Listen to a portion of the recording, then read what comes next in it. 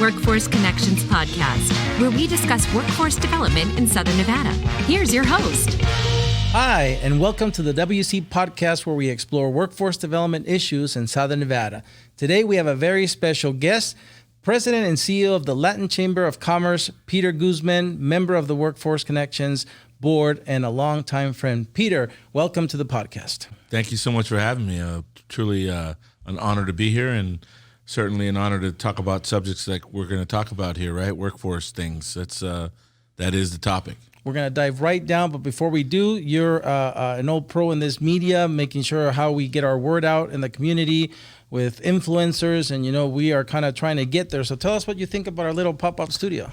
I think the pop-up studio is awesome, and I think it's incredible that you're looking at out-of-the-box creative ways to communicate. That's what we're all trying to do. Absolutely. So to get us started, I want to start with an event that just happened. Not everybody knows what a big deal it is, but you have hosted the United States Hispanic Chambers of Commerce here in Las Vegas, and they could go to any city in the country.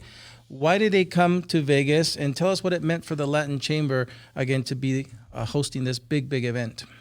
Well, if you don't mind, I'll tell you the whole story. So one of the things when I took over and became president 5.5 years ago, in my conversations with our founder, Otto Merida, it's important to me to keep his legacy going. When he informed me that, for at least 15 years, they tried to get this convention to come here, I made it my priority to try to get it to come here. We were very close, and then COVID hit one other time on getting it. And then this time, I worked really hard with my staff and the United States Hispanic Chamber, and made it a priority to get it here. And I thought it was critical to get it here while the pandemic is still kind of lingering, because I want to show the world that we're open for business. That's why it was so important. It actually, now that it's over, it's bigger than I imagined. It just is. Everybody came. Every major chamber from the United States came. When we first talked about this, the United States Hispanic Chamber was happy penciling this out at 500 people. We got 1,100 paid live attendees and 2,200 paid virtual attendees. It broke all records. So that's why it was very important to highlight the city that I love. On a personal level, it was important because I wanted to fulfill one of Otto Merida's legacy items. Furthermore, on a personal level, I'm passionate about small business. So seeing all these people come together was amazing. And what it did for our chambers, it really, a lot of people came and said, are you a regional chamber? Are you a multi-state chamber? And I'm like, no, we're not. We're a statewide chamber.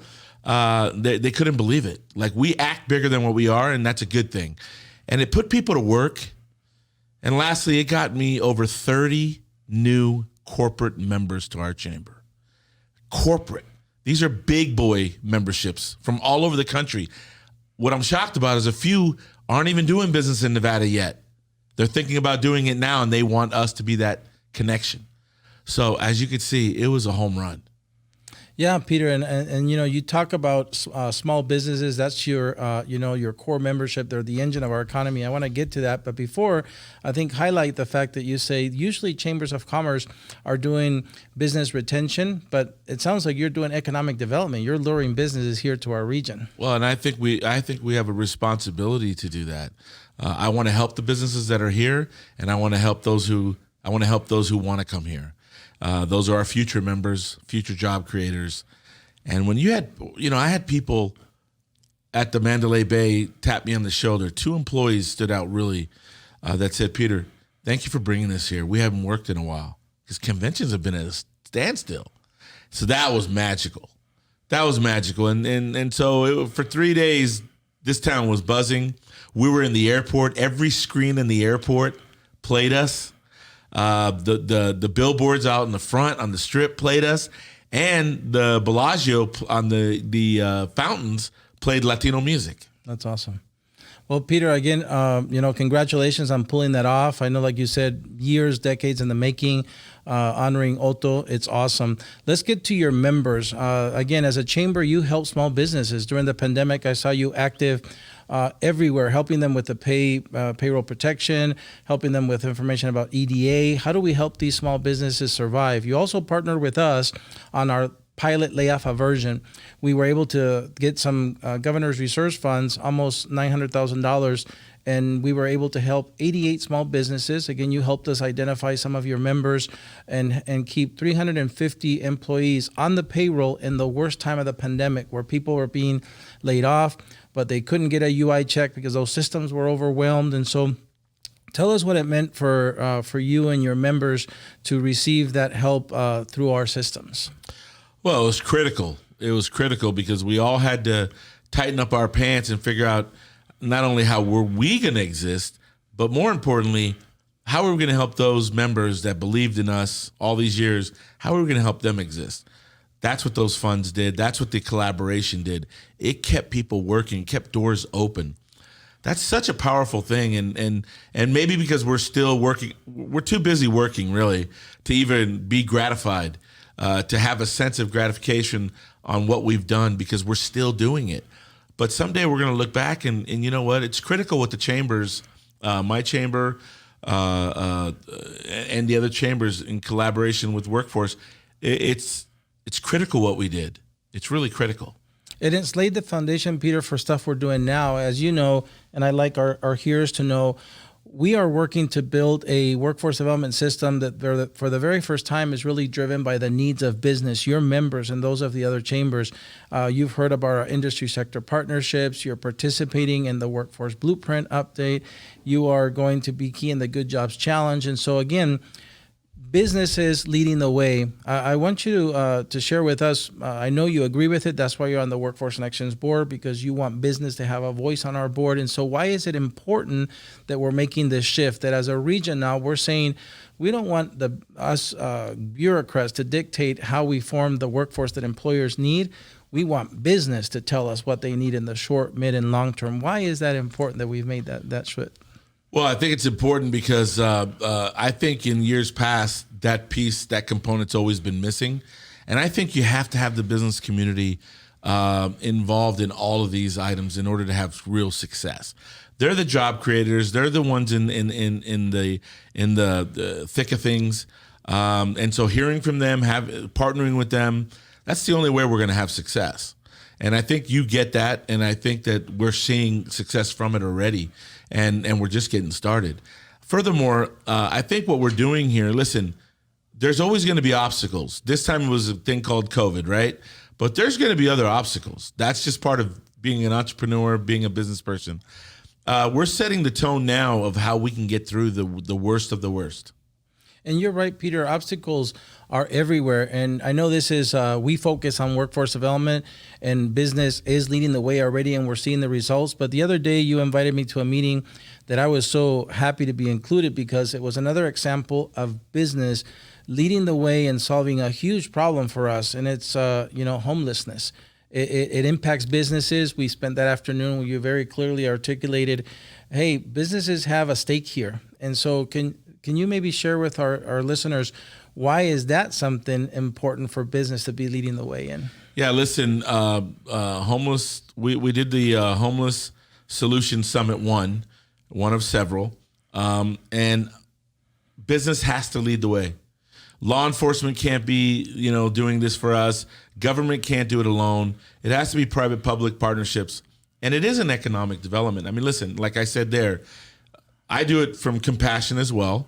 And as well as I know you do, we're compassionate, right? We can never normalize having a human being sleeping on concrete. If we normalize that, we all lose. I was just in California, literally, and I'm telling you that it is almost becoming normal to step over people and having tents in front of the Targets, in front of small businesses. We can't allow that to be normal here, at least. It is an economic development issue. Businesses are going to see what we're like, and that's going to play into the whether they come or not decision making. And so we better get a hold of it now, a handle of it now, because I'm seeing a little bit of growth in that homelessness population. Let's get our hands around it now. And we have the dollars, and the business community wants to do it. They just don't want to waste their time. So I say now is the time. Yeah, and as I said that day, you can count on us because we know that while there's very immediate needs that have to happen in that population before they're ready to work, one day, so they don't go back, they're going to need a job, and for that job, they're going to need skills. And so we will be your partner at that time to make sure that as we solve those problems, they're sustainable solutions.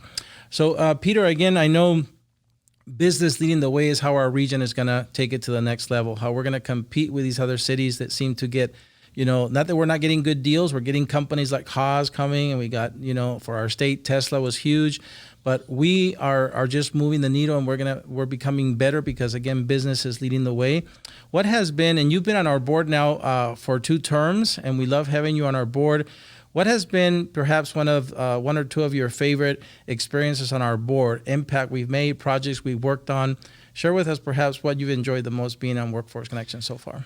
Yeah, certainly. I would say one, having that voice, having the voice on behalf of my members in the business community at Workforce. I think that's going to pay dividends and has paid dividends. Certainly, another fun time was when I got to see us in DC on a higher level, and the respect that we've gotten and earned here in Nevada and in Las Vegas, and so that was an eye-opening trip and one that I highly recommend. So you could see what other people think about us and really the respect that we have. Yeah, and I know that you have again been with us for years, and just winning the national award last year, top board of the nation, kind of reveals that you wanted to get that out there, didn't you? Yeah, I did. Thank you. That's nice the way you smoothly put that in there. But I'm also not going to give a lot of details about another thing I enjoyed that trip, which was you shared with me a tradition you have every time you go to DC. I'm going to stop there on the details, but you included me, and I'm grateful that it's really nice to have a true personal experience and understanding of what DC means. And so thanks for sharing that with me. Yeah, no, and I'm glad you were able to do that with me, and I was glad I shared it with you, and it's something that is tradition and continues. I think I've done it at least 3 times since that trip, so it is awesome. Yep. So Peter, now we've talked about where we've been, how much we've evolved, and how we're trying to make sure business is leading the way. You were just renewed for a new, yet another term, which we were happy about on our board. What impact would you like to see in this next 3-year, term for you? If we were to come back 3 years from now, what would you say, Jaime? These are 1, 2, 3 things that I want to see us accomplish. Well, first and foremost, anytime we can help a small business keep their doors open, keep people employed, that allows the dignity of life that we like to talk about at the Latin Chamber of Commerce, which is a person is working, providing for their family, they get to have dignity. It's the answer to all the social injustices of the world. And so that is first and foremost. To continue the path that you've taken this organization down, where you're allowing businesses to have a voice, that's key to me. That's why I'm here. Well, you have our commitment. That's going to, and as long as I'm here, that's how it's going to be. So thank you for being on our board. Thank you for coming to our podcast. Again, in many ways, I know you've had me on your show before, and so we're trying to catch up with you on ways to effectively communicate our message. So thank you for showing us the way. And we're all in this together, and the more voices that are being heard, the better off our community is going to be. Awesome. Well, thank you, Peter. That's it for this episode of the WC Podcast. We hope to see you at the next one. Until next time, stay safe.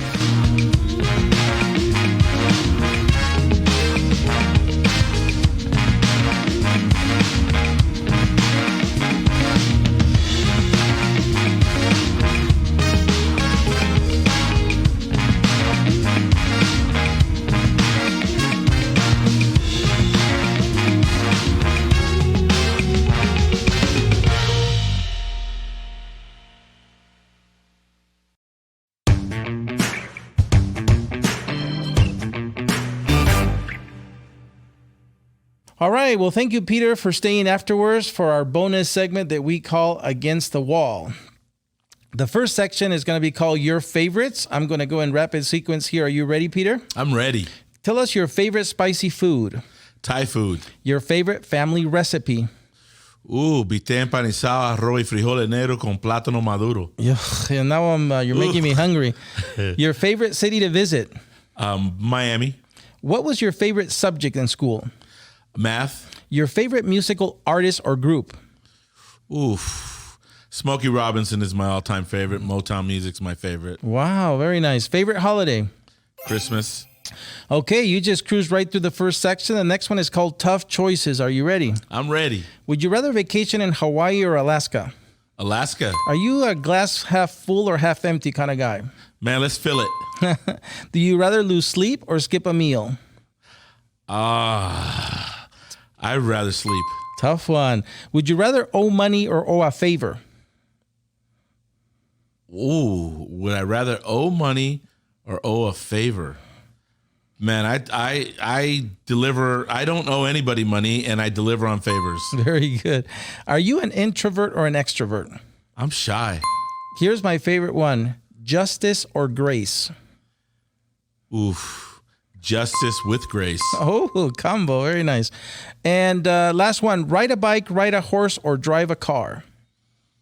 Bike and car. Okay.